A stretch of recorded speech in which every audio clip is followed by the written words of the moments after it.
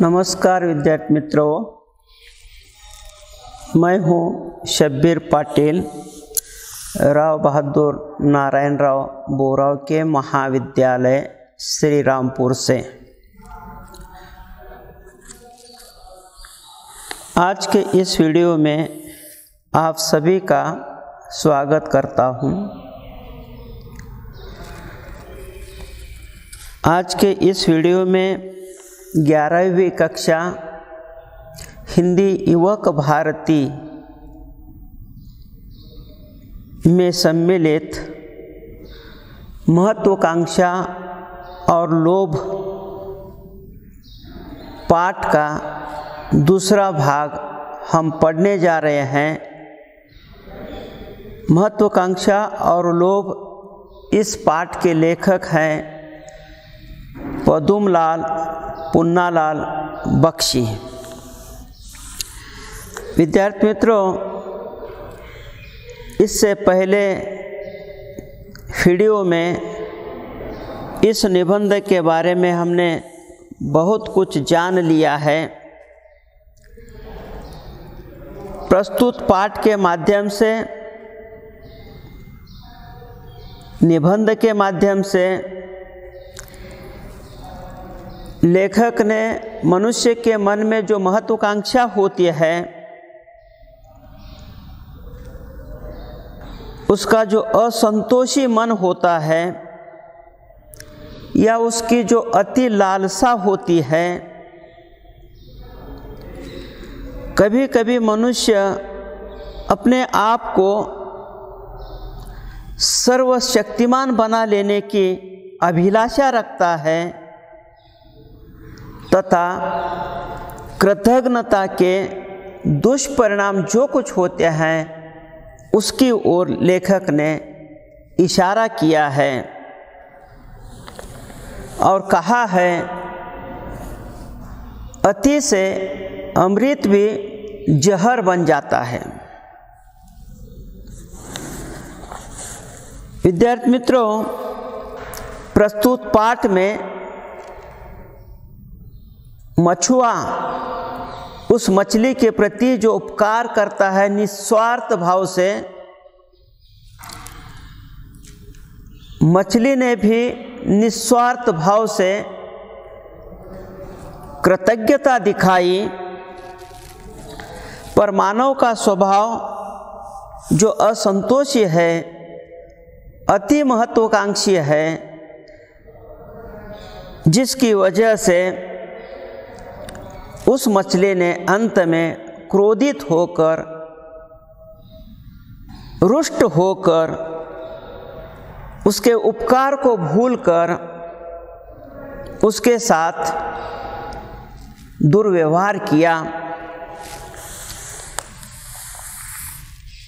किस प्रकार से इन दुष्परिणामों का अनुभव मछुआ और उसकी पत्नी मछुवी को भुगतना पड़ा, यह भी लेखक ने इसमें दर्शाने का प्रयास किया है। तो देखिए विद्यार्थी मित्रों कि पत्नी की बातें सुनकर मछुआ मछली के पास पहली अभिलाषा व्यक्त करता है। वह अभिलाषा चुटकी भर में उसकी पूरी हो जाती है और फिर अपनी पत्नी की बात सुनकर वह मछली के पास दूसरी अभिलाषा लेकर पहुंचता है। तो देखिए, मछुए ने जब अपने घर आकर देखा तो वहाँ पर उसका एक अच्छा सा मकान बन गया था, जिसमें उसकी पत्नी आराम से बैठी थी और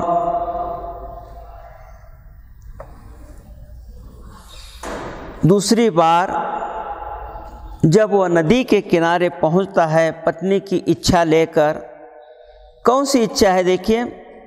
मछुआ फिर नदी तट पर गया, उसने मछली को पुकार कर कहा, मछली, ए मछली इधर तो आ। मछली ने आकर पूछा, क्या है? मछुए ने कहा, सुन तो, क्या तू हमें धन नहीं दे सकते? पहली बार मकान माना तो उसे मकान मिल गया। अब सिर्फ मकान देने से क्या फ़ायदा, घर में कुछ चीज़ें होनी चाहिए, खाने पीने की तकलीफ़ है। और पत्नी ने कहा, जाओ उस मछली से तुम कुछ धन मांगो। पत्नी की बातों में आकर वह मछली से कहता है, सुन तो जरा, क्या तू हमें धन नहीं देगी? क्या तू हमें धन देगी? मछली ने कहा, जा, तेरे घर में धन हो गया, जा, तेरे घर में धन आ गया, हो गया। मछुए ने आकर देखा, सचमुच उसके घर में धन हो गया है। कुछ दिनों के बाद फिर मछुए ने या मछुए के पत्नी ने कहा, इतने धन से क्या होगा, हमें तो राजकीय वैभव चाहिए, वैभव, राजा की तरह महल चाहिए, उसमें बाग हो, नौकर चाकर हो, राजकीय शक्ति हो। जाओ मछली से यह सब मांगो, मछली तुम्हें देगी। विद्यार्थी मित्रों, मैंने पहले ही बताया है कि जो चीज़ मनुष्य के पास आती है उस चीज़ के बारे में उसकी आसक्ति कम हो जाती है, और जो चीज़ उसके पास नहीं होती उस चीज़ की ओर मनुष्य आकर्षित होता है, उसे पाने के लिए वह प्रयत्न करता है। यहाँ पर पति पत्नी दोनों भी एक टूटी फूटी झोपड़ी में रहते थे, पर अब उनके पास घर आ गया है, छोटा सा मकान आ गया है, जिसमें दोनों आराम से संतोष का जीवन जी सकते हैं, सुखी जीवन जी सकते हैं। पर अब उनके मन में लोभ निर्माण हुआ, जिसकी वजह से उन्हें धन मांगना पड़ा। धन भी मिल गया। अब जितना धन उन्हें मिला था उसमें भी वे आराम से जीवन जी सकते थे, पर पत्नी ने धन के साथ साथ राजवैभव मांगा, नौकर चाकर मांगे, राजकीय शक्ति मांगी। तो पति भी कुछ कह नहीं सका। वास्तव में वह मना कर सकता था, मन में कुछ वह हिचकिचाया, नाराज हो गया पत्नी की बातें सुनकर। आखिर अपनी पत्नी की यह बात सुनकर मछुआ हिचकिचा तो है, लेकिन जो हमें मिला है वह बहुत है, ऐसा कहकर उसे रोकना चाहिए, पर वह रुकना नहीं चाहती। उसने स्वयं मछली की दिव्य दृष्टि का अनुभव कर लिया था। पत्नी ने भी कभी कभी आटे की गोलियां खिलाते समय मछली की दिव्य दृष्टि या सर्वशक्ति का अनुभव उसने भी कर लिया था। इसलिए वह अपने पति को इस प्रकार का वरदान मांगने के लिए फिर एक बार भेज देती है। मछुआ डरता डरता मछली के पास पहुंचता है। उसने मछली को फिर से पुकारा, धीरे से पुकारा, क्या तू मछली को रानी नहीं बना दोगी?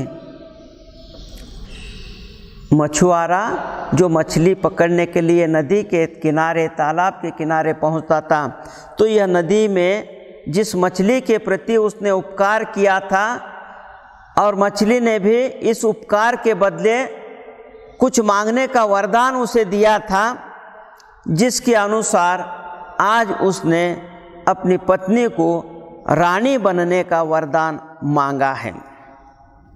मछली ने कहा, अच्छा जा, तेरी मछली रानी बनकर महल में अभी इधर उधर घूम रही है। विद्यार्थी मित्रों ध्यान दीजिए, बहुत सी महत्वाकांक्षा यहाँ पर प्रकट की गई। जिस महत्वाकांक्षा को वह मछली, छोटी सी मछली जिसमें दैवी शक्ति है, उसने देने का जो वादा किया था, उसके अनुसार मछुए की पत्नी मछुए आज रानी बनकर महल में इधर उधर घूम रही है। छोटा सा मकान था जिसकी जगह उसे महल मिल गया। नौकर चाकर आ गए देखरेख करने के लिए, साथ ही साथ महल के सामने बाग बगीचा आया। एक राजकीय वैभव इस मछुए को प्राप्त हो गया। वह उसकी पत्नी आज रानी बन गई है। विद्यार्थी मित्रों, आज उसके घर में राजकीय वैभव भले ही आया हो, तो उसकी मछुए रानी होकर बैठी है। कुछ दिनों के बाद फिर पत्नी ने या मछुए ने फिर अपने पति से दूसरी अभिलाषा प्रकट की। उसने कहा कि मेरे पास भले ही राज वैभव आया है, राजकीय वैभव निर्माण हो गया है, मैं आज रानी बन गई हूँ। जिस रानी बनकर मैं सब पर अपना अधिकार दिखा सकती हूँ, उसी प्रकार से उसके मन में भी फिर एक बार लोभाभिलाषा निर्माण होता है और वह मन ही मन सोचती है कि अगर सूर्य, चंद्र, मेघ आदि सभी मेरी आज्ञा मानते तो कैसा होता।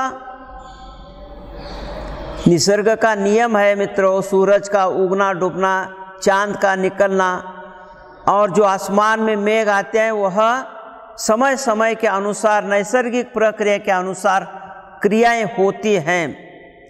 जिस पर किसी का अधिकार नहीं चलता, जिस पर किसी की आज्ञा नहीं चलती, लेकिन आज मछुए रानी के मन में यह अभिलाषा निर्माण हो जाती है कि यह जो सूरज, चांद या मेघ जो आते हैं, अगर सभी मेरी आज्ञा के अनुसार चले तो कैसा होगा। पति ने कहा उसे, फिर एक बार सोच लो, वास्तव में यह अच्छी बात नहीं है, मेरी इच्छा शक्ति के विरुद्ध है। पति उसे बहुत समझाने का प्रयास करता है। आखिर मछुए की बात सुनकर मछली रुष्ट होती है। वह मछली के पास जाता है और अपनी इच्छा के विरुद्ध, मन के विरुद्ध पत्नी की बात उस मछली के सामने प्रकट करता है। तो मछली रूठ जाती है। विद्यार्थी मित्रों, मछली को क्रोध आ जाता है। वह सोचती है कि सूर्य, चंद्र, मेघ यह किसी की आज्ञा का पालन नहीं करते। भले ही मेरे पास दिव्य दृष्टि हो, लेकिन मैं इस प्रकार का वरदान दे नहीं सकती। वह क्रोधित होकर मछुए से कहते हैं, जा जा, अपनी उसी झोपड़ी में जाकर रह जा, जा जा, तू उसी झोपड़ी में जाकर रह जा। मछुआ और मछुई दोनों फिर अपनी उसी टूटी फूटी झोपड़ी में रहने लगे। विद्यार्थी मित्रों, यहाँ पर कहानी का अंत हो जाता है, लेकिन इस कहानी को बताकर पदुमलाल पुन्नालाल बख्शी मानव की भावनाओं को, मानव के स्वभावगत विशेषताओं को प्रकट करना चाहते हैं और कहते हैं कि अति से अमृत भी जहर बन जाता है। कहा गया है कि अति का भला न बोलना, अति की भली न चुप, अति का भला न बरसना, अति की भली न धूप। इसके लिए संस्कृत में एक वाक्य है, अति सर्वत्र वर्जते। जहाँ पर अति शब्द का प्रयोग होता है विद्यार्थी, वहाँ पर नाश ही नाश दिखाई देता है। कल्पना कीजिए, बिना अवसर पर कभी कभी हम ऐसी बातें करते रहते हैं जो समाज के अहित के लिए, अकल्याण के लिए होते हैं। जहाँ पर समाज का अकल्याण होता है वहाँ पर कभी हमें अति नहीं बोलना चाहिए। यदि न कहने योग्य बात अगर हम समाज के सामने कहेंगे तो निश्चित तौर पर व्यर्थ में दंगा फसाद झगड़े की नौबत आ जाएगी। उसी प्रकार अति का चुप रहना भी ठीक नहीं है विद्यार्थी मित्रों। अगर जहाँ पर अन्याय होता है, इस अन्याय को देखकर हम विरोध नहीं करेंगे तो वह भी हितकारक नहीं है। जहाँ अन्याय होता है वहाँ पर हमें उसका विरोध भी करना चाहिए। उसी प्रकार से अति अगर बारिश होने लगेगी तो निश्चित तौर पर बाढ़ आ जाएगी, उसका प्रकोप हो जाएगा, जमीन का भूस्खलन हो जाएगा, अनेक आपदाएं आने लगेगी। जल उसी जिस प्रकार से अधिक बारिश होने की वजह से बाढ़ आ सकती है, उसी प्रकार से अति अगर सूखा पड़, धूप बढ़ने लगेगी, सूरज तपने लगेगा तो निश्चित तौर पर जल स्रोत भी सूख सकते हैं। कहने का तात्पर्य है, जहाँ पर अति होता है वहाँ पर नुकसान ही नुकसान भुगतने के लिए मिलता है। ठीक उसी प्रकार से लेखक ने मछुए की अति महत्वाकांक्षा की वजह से, अति लोभ की वजह से उसे फिर से झोपड़ी में आकर रहना पड़ता है। यहाँ पर यही लेखक दिखाना चाहता है। तो यह कहानी बहुत पुरानी कहानी है। वास्तव में यह घटना झूठी भी हो सकती है, काल्पनिक हो सकती है।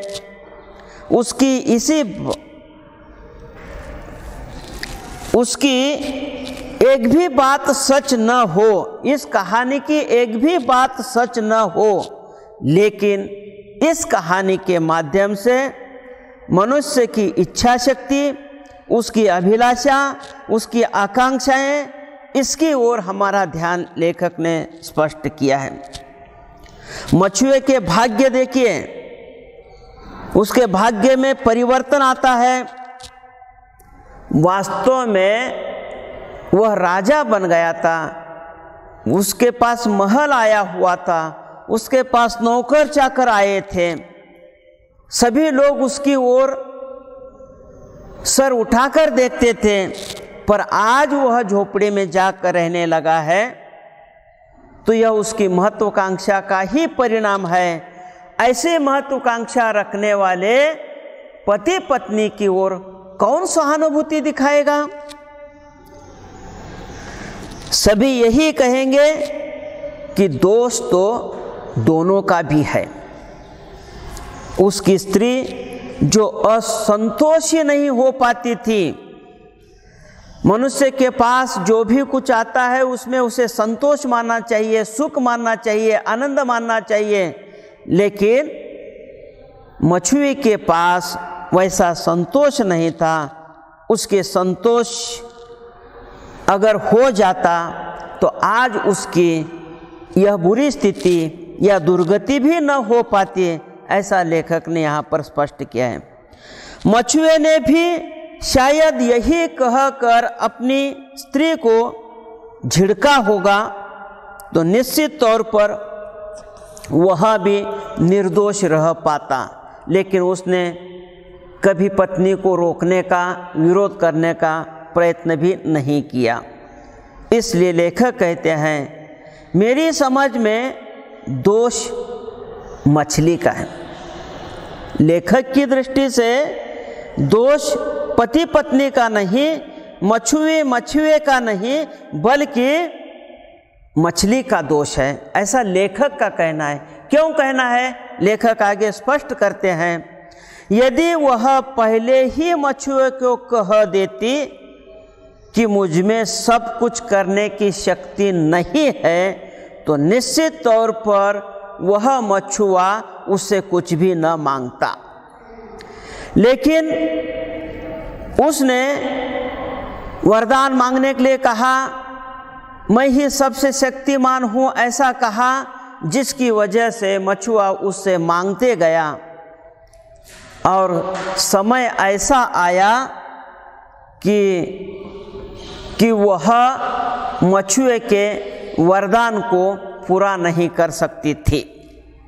देखिए क्या लिखा है, यदि मछुए की स्त्री में संतोष ही रहता तो वह पहली बार ही अपने पति को मांगने के लिए क्यों कहती? मछली ने पहले तो अपने वरदानों से यह बात स्पष्ट कर दी थी कि मेरे पास बहुत कुछ याचना करने वाले को मिल सकता है,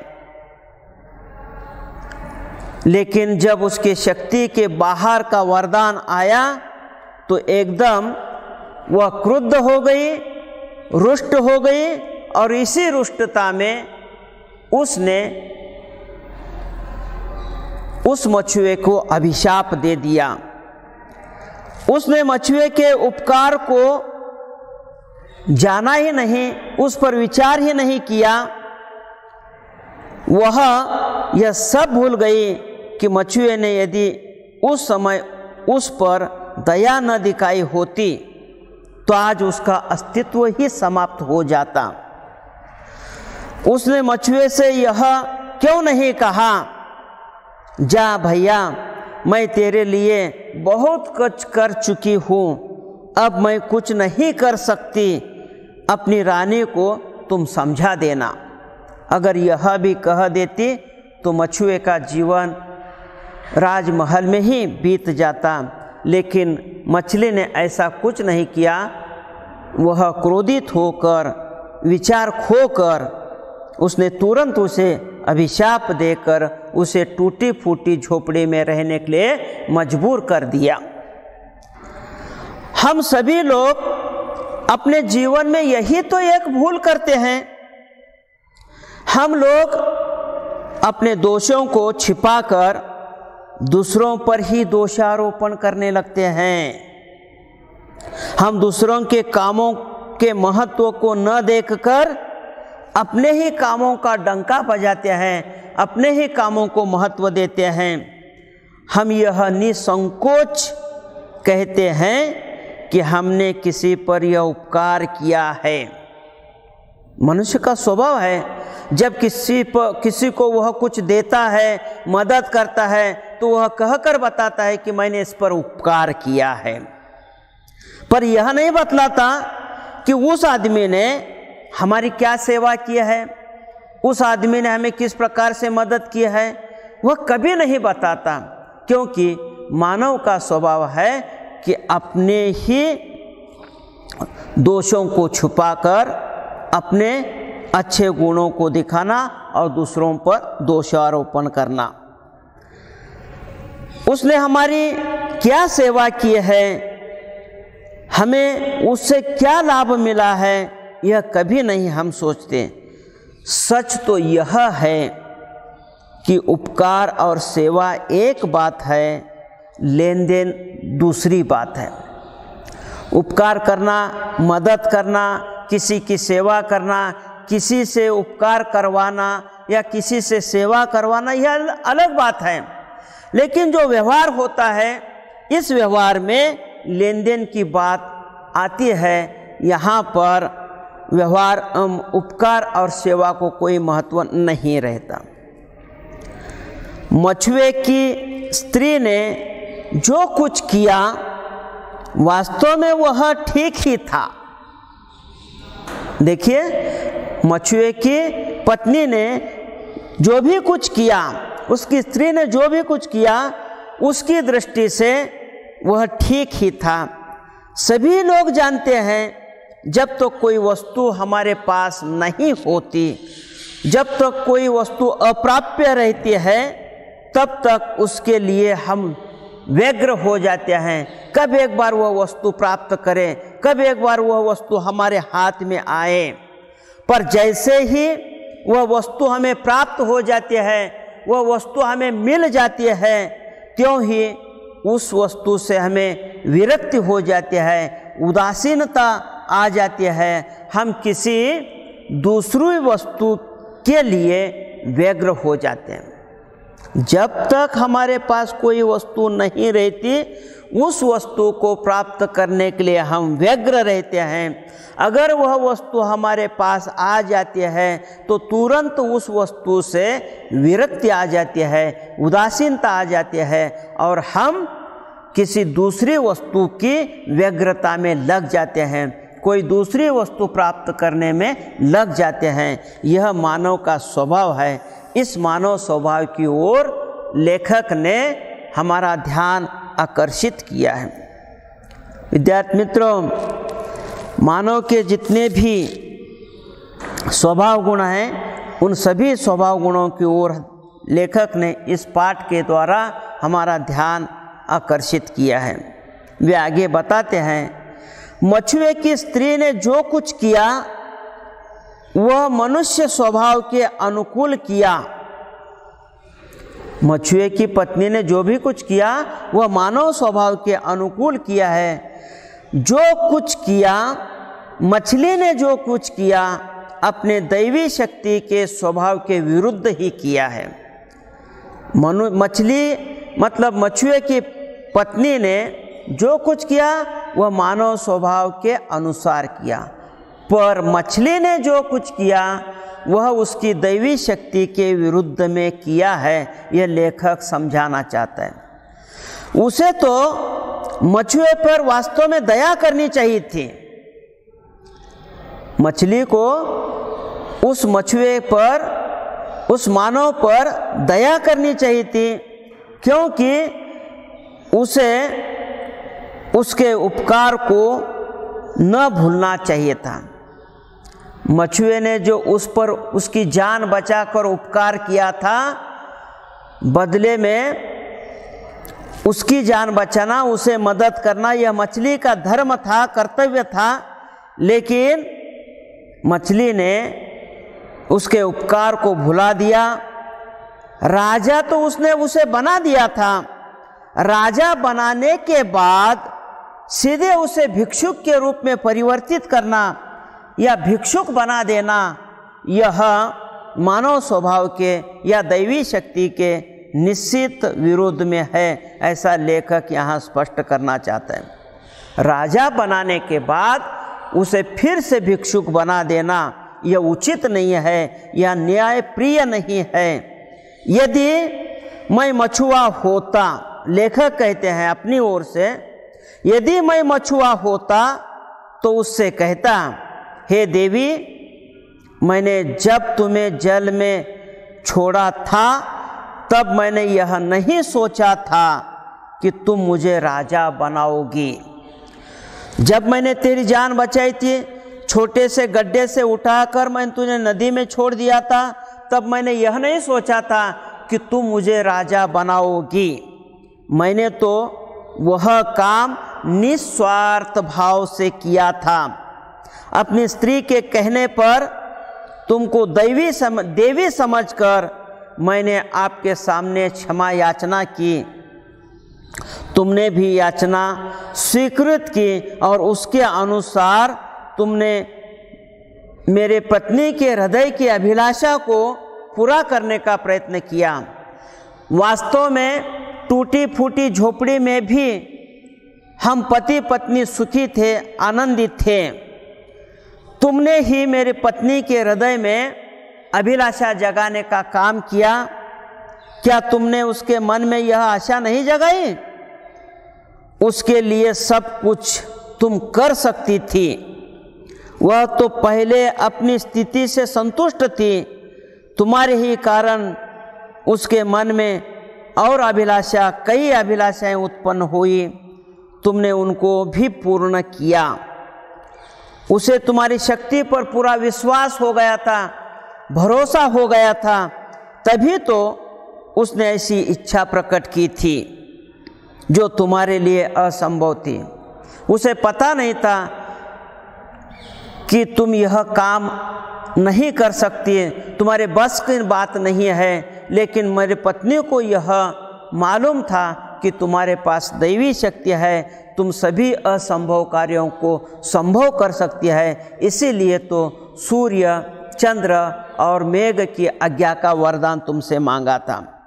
तुमने जो कुछ किया या जो भी कुछ दिया, उस सब को इसी एक अपराध के कारण तुम कैसे वापस ले सकती हो? तुम्हारे वरदान का अंत हमारे लिए अभिशाप में किस प्रकार से परिवर्तित हो गया? तुम्हें मेरी और मेरी स्थिति पर विचार करना चाहिए था। तुम भले ही देवी हो, तुम में त्याग नहीं है।